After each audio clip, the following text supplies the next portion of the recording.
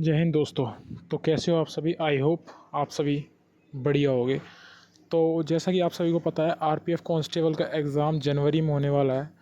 तो अब से हमारे पास देखा जाए लगभग 90 डेज़ तो हैं एग्ज़ाम के लिए।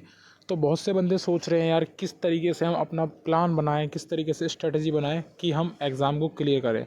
और बहुत सारे बिगिनर बच्चे भी हैं, बहुत सारे बच्चों ने अब तक स्टार्टिंग ही नहीं करी थी तैयारी की। तो मैं इस वीडियो में आपको एक होप देता हूँ कि भाई आप अगर इस वीडियो को देखते हो तो मतलब अगर इस प्रोसेस को फॉलो करोगे तो बिगिनर बच्चे के जो बिगिनर है उसके भी चांसेस हो जाएंगे कि वो सिलेक्शन ले ले। और जिस बच्चे ने थोड़ा बहुत पढ़ रखा है, जिस बच्चे को रीजनिंग आती है, मैथ्स थोड़ा बहुत आता है, तो उस बच्चे के तो डेफिनेटली चांसेस है कि वो सिलेक्शन ले जाएगा। क्योंकि आपको पता है क्या कि आरपीएफ में ना एक बहुत बड़ा चैलेंज है, क्योंकि वहाँ पर हमारा फिज़िकल टफ है। तो भाई बहुत सारे बंदे तो फिज़िकल से बाहर हो जाएंगे, तो मेनली आपको फ़िज़िकल भी साथ लेके चलना पड़ेगा। और यहाँ पर मैं आपको पूरा प्लान बताने वाला हूँ अच्छे तरीके से। आपको देखो, एक तो पढ़ने का तरीका होता है और एक स्ट्रेटजी होती है, हमें दोनों चीज़ें सीखनी चाहिए। क्योंकि भाई अगर हमारा प्लान सबसे अच्छा है और हमें पढ़ने का तरीका नहीं आता तो हम दिक्कत कर जाएंगे। और अगर हम पे प्लान ही नहीं है, हम कितना भी अच्छा पढ़ लें फिर भी हम दिक्कत कर जाएंगे। तो आपको दोनों चीज़ सीखनी होंगी। तो इस वीडियो में बने रहें और अंत तक वीडियो को देखें, कोई भी पार्ट स्किप मत करें और लाइक शेयर सब्सक्राइब जरूर कर देना चैनल को। यहाँ पर देखो, मैथ्स की स्ट्रेटजी बता देता हूँ। मैंने पहले ही आपको थंबनेल में बता दिया था कि आपको कम से कम 10 से 11 घंटे देने पड़ेंगे और 1 घंटा आप फिज़िकल का निकाल लो। तो आप जितनी ज़्यादा मेहनत कर लोगे उतना ही बेनिफिट है आपको। तो मैथ्स के लिए आपको डेली 4 घंटे देने पड़ेंगे। अगर आप बिगिनर हैं तो आप क्या करिएगा, जो मैं आपको लिंक दे रहा हूँ या आप कहीं से भी अपना कोर्स जल्द से जल्द कंप्लीट करने की कोशिश करना। तो कोर्स में अगर अभी इतना टाइम नहीं है कि आप नोट्स बनाओ। मेन बात, मैथ्स को पढ़ने का एक तरीका होता है कि आप रफ़ कॉपी लेके बैठो, आप कॉन्सेप्ट सीखो, फिर वीडियो पॉज करो, उस चीज़ को अपने रफ़ कॉपी में फिर से ट्राई करो सॉल्व करने की। ये तरीका होता है मैथ्स को करने का। कभी भी मैथ्स सीखा जाता है तो रफ़ कॉपी और पेन के साथ सीखा जाता है। फिर तो यहाँ पर आपको 3 आवर्स क्लास लेनी है, 1 आवर रिवीजन करना है उस क्लास का। तो यही प्रोसेस जब आप 30 दिन तक कर लोगे तो आप दूसरे लेवल पे पहुंच जाओगे, जिस जिस लेवल को मैं यहाँ पर एक्सप्लेन करने वाला हूँ। तो आप जब दूसरे लेवल पे पहुँचोगे तो आपको 2 आवर क्लास लेनी है अपना सिलेबस की। फिर 1 आवर उस क्लास को रिवाइज करना है, पिछली क्लास को रिवीजन करना है। केवल आपको क्वेश्चंस रिपीट करने हैं, क्वेश्चंस लगाने, जितने लगा सको क्वेश्चन। जितने आप माइंड में क्वेश्चंस ले जाओगे, कॉन्सेप्ट्स अपने आप क्लियर होते जाएंगे। फिर आपको 1 घंटे मिक्स प्रैक्टिस करनी है, लाइक एसएससी जीडी के प्रैक्टिस सेट्स हो गए, आरपीएफ के प्रैक्टिस सेट हो गए, जितने भी आपको जहाँ से भी प्रैक्टिस मिले पीवाईक्यू क्वेश्चंस जिसमें मिक्स हो, वो प्रैक्टिस करनी है। उससे क्या होगा, आपका कॉन्सेप्ट भी क्लियर रहेगा, पीछे के चैप्टर्स भी रिवाइज होते रहेंगे और आपकी स्पीड भी बनेगी। यही मेन रीज़न है कि इस प्लान को लेके आया हूँ भाई। यही प्लान बहुत अच्छा प्लान है। जैसे ही आपका एग्ज़ाम नज़दीक होगा इस प्रैक्टिस को आप बढ़ा देंगे, जो आपका सिलेबस भी कंप्लीट हो जाएगा उसको भी हम प्रैक्टिस में दे देंगे। यही एक तरीका होता है पढ़ने का। मेन बात है, आप पीवाईक्यू जितना प्रैक्टिस करके जाएंगे उतना ही आप एग्ज़ाम में अच्छा परफॉर्म करके आएंगे। यही।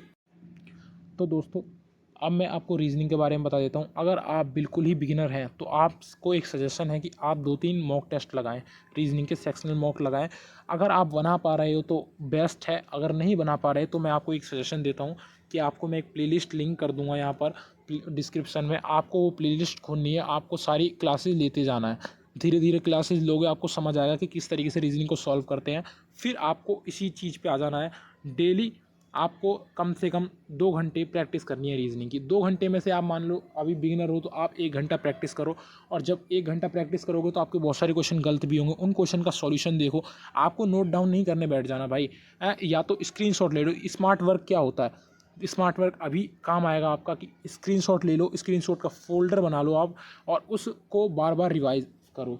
और जो क्वेश्चन जिस चैप्टर से गलत हो रहे हैं आपके, उस चैप्टर को सर्च करो यूट्यूब पे, उसके टॉप 100 टॉप 200 एसएससी के पीवाईक्यूज़ कर लो, जिससे आपका वो चैप्टर भी स्ट्रांग हो जाएगा। और मेन चीज़ है, बिगिनर बच्चा ये प्लेलिस्ट को कर ले। और जब आपका ये प्रोसेस कंप्लीट होने लगे, लगभग 30-35-50 दिन हो जाए, उसके बाद आपको क्या करना है, 2 घंटे केवल रीजनिंग की प्रैक्टिस करनी है। इससे आपको श्योरिटी हो जाएगी, आप 35 में से 35 क्वेश्चन करके आ जाओगे। इसमें कुछ क्वेश्चन इसमें आते हैं, स्टेटमेंट, कंक्लूजन, स्टेटमेंट, उसकी वीडियोस वगैरह देख लेना आप यूट्यूब पे सर्च मार के, जिस भी टीचर का आपको समझ आता है, और क्लियर कर लेना। मेन बात रीजनिंग में प्रैक्टिस है, इसीलिए मैंने आपको 2 घंटे प्रैक्टिस के लिए दिए भाई। जितना ज़्यादा प्रैक्टिस मैंने ये चीज़ रियलाइज़ की है कि भाई जितना ज़्यादा हम प्रैक्टिस करते हैं, वो भी PYQ टाइप क्वेश्चंस प्रैक्टिस करते हैं ना, उतना ही बेनिफिशियल होता है भाई। हमें 100 किताबें नहीं करने की ज़रूरत, हमें 100 तरीके के नोट्स प्रिपेयर करने की ज़रूरत नहीं है, हमें केवल प्रैक्टिस करनी है। और इसी प्लान को अगर फॉलो करते हो आप, तो आसानी से आप एग्ज़ाम में 35 में से 35 स्कोर करके आ जाओगे। अब चलते हैं नेक्स्ट पोर्शन है GK GS का, जो कि सबसे टफ लगता है सभी बच्चों को। मुझे भी लगता है, मेरी भी GK GS कमज़ोर है, पर मुझे अपने प्लान पे भरोसा है और ये प्लान वर्क करेगा डेफिनेटली। क्योंकि एक तरीका होता है पढ़ने का, हम अगर फोकस करें 100% GK GS में नंबर लाने के लिए, तो हम नहीं ला पाएंगे भाई, और नहीं टाइम है हमारे पास। हमें टारगेट करना है कि हम 25 से 30 नंबर आराम से सिक्योर कर लें, और उधर हमें ज़्यादा से ज़्यादा नंबर लेके आने हैं कि हम 90 से 95 के आसपास, या 100, 90 से 100 के बीच में हेर फेर करें, नंबर लेके आ जाएं। तो इसमें हमें स्कोर करना पड़ेगा 30 प्लस के लगभग।